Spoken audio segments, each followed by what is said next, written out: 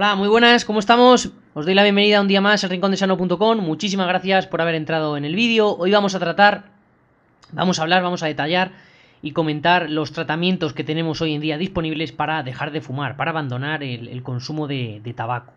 Tratamientos que vamos a poner aquí de manera breve y sencilla, pensados y destinados a todas aquellas personas que queráis conocer los tratamientos que tenemos hoy en día disponibles a nuestra disposición o simplemente por curiosidad. Como digo siempre, el saber nunca ocupa lugar.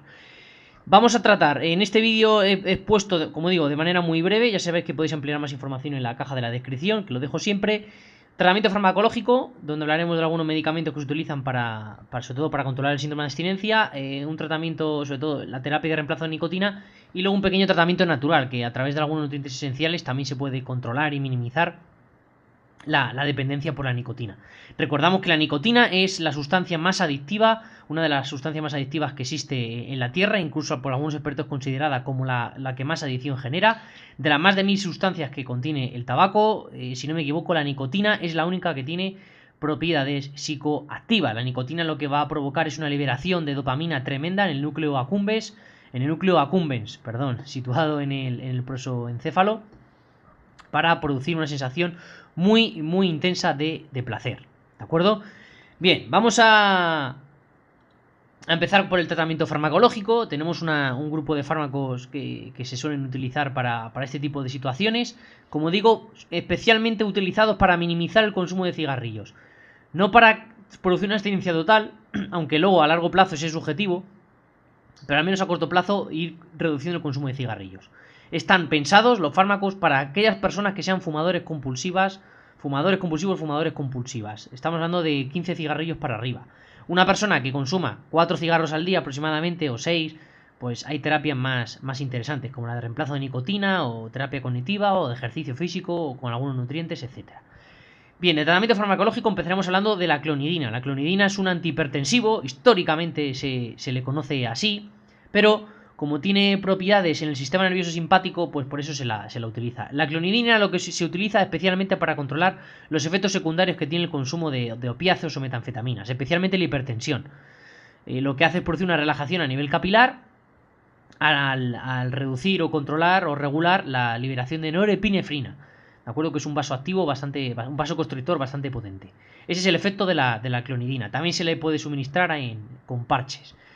Tenemos también las vacunas que van a liberar anticuerpos nicotina o anticuerpos contra la nicotina. Un grupo de proteínas, una serie de proteínas que resultan hostiles para el sistema inmunitario, entonces van a producir una respuesta a nivel inmunológico para que nuestras defensas naturales consigan la nicotina como ir unida a esa proteína. Nuestras defensas naturales eliminan esa proteína e impiden que la nicotina llegue al cerebro, que es donde va a producir ese efecto.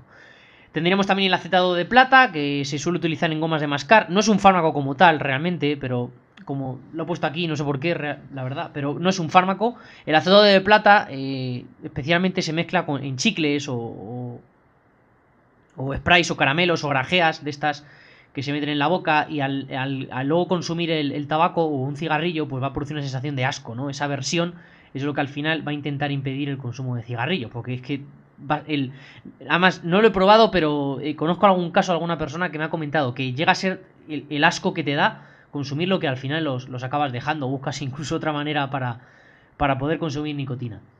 Es un efecto inmediato además. La lobelia es una sustancia proveniente de una planta, es tabaco hindú, y lo que hace la lobelia es exactamente lo mismo que la nicotina. Lo que pasa es que de manera muy ligera. Es mucho más suave que la nicotina. Por tanto, se suele utilizar para ir reduciendo poquito a poco el consumo de cigarrillos. Es un opioide también, pero es natural. No tiene, obviamente, nos quitamos las sustancias tóxicas que tiene el cigarrillo, te las quitas. Tenemos los inhibidores de la enzima CYP2A6, que es una enzima perteneciente al grupo del citocromo P450, que se encarga de metabolizar la nicotina. Al inhibir esta enzima, la nicotina tiene un efecto más potente y pasa más tiempo en la sangre, aunque tiene una semilla aproximadamente de 2 horas y media, pero el efecto va a ser más potente, por tanto la persona no va a tener la necesidad de seguir consumiendo cigarrillos. El siguiente es el bupropión. Es un antidepresivo A veces se utiliza el bupropión o la nortriptilina, pero bueno, me parece más interesante el bupropión, por eso lo he incluido, la nortriptilina es raro. El bupropión es un antidepresivo, como digo, estimulante con propiedades psicoactivas, inhibe la recaptación de dopamina y noradrenalina, también el núcleo accumbens, de tal manera que produce una pequeña sensación de placer. Suele tener bastante éxito en pacientes que quieren dejar de fumar, el bupropión. Además se combina a veces con la vareniclina. El bupropión tiene además un efecto muy parecido a la nicotina, libera dopamina en el núcleo accumbens y además mejora o permite una mayor disponibilidad en justo las sinapsis neuronales, que son los espacios entre neuronas.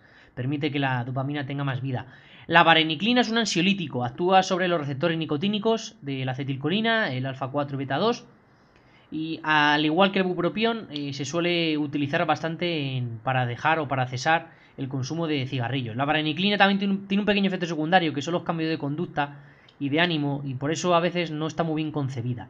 La vareniclina además se elimina el 93% por la orina, así que se puede combinar con bupropión, porque el bupropión se metaboliza a nivel hepático, por tanto no va a perjudicar la absorción o la farmacocinética de otros medicamentos. Por último he puesto el rimonabant, que no se utiliza, es un inhibidor de los receptores cannabinoides, el CB1. Lo que hace es, cuando la persona consume un cigarrillo, pues no va a sentir ningún tipo de estímulo placentero. Por tanto, al final lo dejas, obviamente, si no te produce placer, ¿para qué lo vas a tomar? Lo que pasa es que como tiene tantos efectos secundarios, está totalmente prohibido y no se utiliza, descartado. Pero bueno, lo he puesto por curiosidad. Vamos ahora con la terapia de reemplazo de la nicotina, la más conocida como no son los cigarrillos electrónicos, que se pusieron de moda ya por el 2013. Lo que pasa es que la falta de información y la escasa accesibilidad a este tipo de cigarrillos, pues al final provocaba que las personas volviesen a retomar el consumo de cigarrillos anteriores, incluso los jóvenes se pensaban que era más sano y se volcaron a consumirlos, por tanto la OMS lo reprobó, incluso también el SEPAR, si no me equivoco, en 2014, y se dejaron de utilizar y ya hay muy poquitas personas que consuman este tipo de cigarrillos. Los cigarrillos electrónicos están compuestos, bueno, el líquido que tiene el cigarrillo electrónico está compuesto por nicotina, 1 miligramo, 2 miligramos por un mililitro, y también propilenglicol, que suele producir bastantes molestias a nivel de la garganta. También va acompañado por de mentol y otras sustancias para que le dé otro sabor, un sabor diferente. Tendríamos luego los parches de nicotina, que suministran una cantidad de nicotina entre 9 y 50 miligramos de manera prolongada, con una vida de unas 16-24 horas aproximadamente. A veces van mezclados con clonidina, sobre todo en personas que tengan síndrome de abstinencia, bastante agudo, pues bastante interesante. Aunque tiene un porcentaje de éxito muy pequeño, de un 9% aproximadamente. Los chicles de nicotina exactamente igual, que suelen llevar acetato de plata algunos. Los inhaladores y los sprays nasales permiten lanzar un pequeño puff de nicotina de 1 miligramos o 2 miligramos a través de las vías respiratorias. Algunas personas lo utilizan, sobre todo si no consumen muchos cigarrillos, porque si consumen muchos no hace nada. Y luego la terapia cognitiva, a través de charlas, seminarios, concienciación y formaciones del tabaco, de los efectos nocivos que produce, pues si consumes poco al final acabas dejándolo. Es importante la terapia cognitiva, la considero acompañada del ejercicio, la considero muy interesante en personas incluso que fumen por estrés, porque hay personas que fuman porque tienen mucho estrés a nivel laboral o familiar, así que siempre se tiene que acompañar la terapia cognitiva, ya sea de cualquier tratamiento farmacológico natural, siempre tiene que primar la terapia cognitiva. Terminamos con nutrientes esenciales que pueden beneficiar el consumo o el abandono del tabaco. Una de ellas es la glutamina. La glutamina ayuda a retirar depósitos tóxicos a nivel cerebral. Sí que es verdad que el 80-90% lo utilizan los enterocitos, por eso recomiendo de 1000 a 2000 miligramos al día. Además reduce la disbiosis intestinal y actúa también sobre el cerebro, ¿de acuerdo? Para que haya más disponibilidad de muchísimos neurotransmisores. Vitamina C, 2 gramos diarios. El tabaco es un gran destructor de vitamina C, por eso la recomiendo bastante.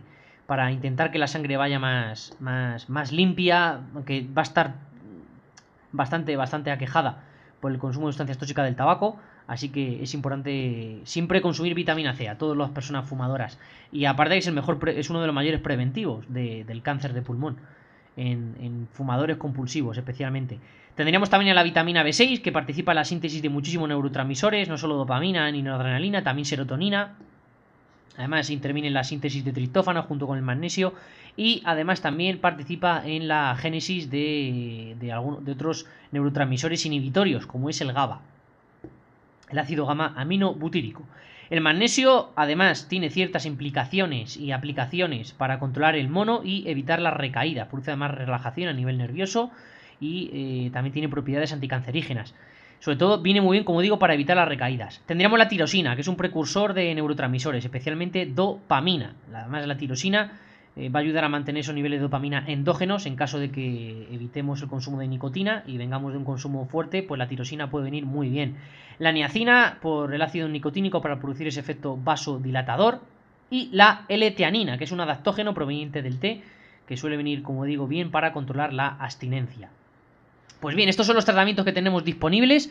Recordar que realmente lo que buscan las autoridades sanitarias es minimizar el consumo de cigarrillos, que al final vayas consumiendo menos hasta que acabes dejándolo por completo.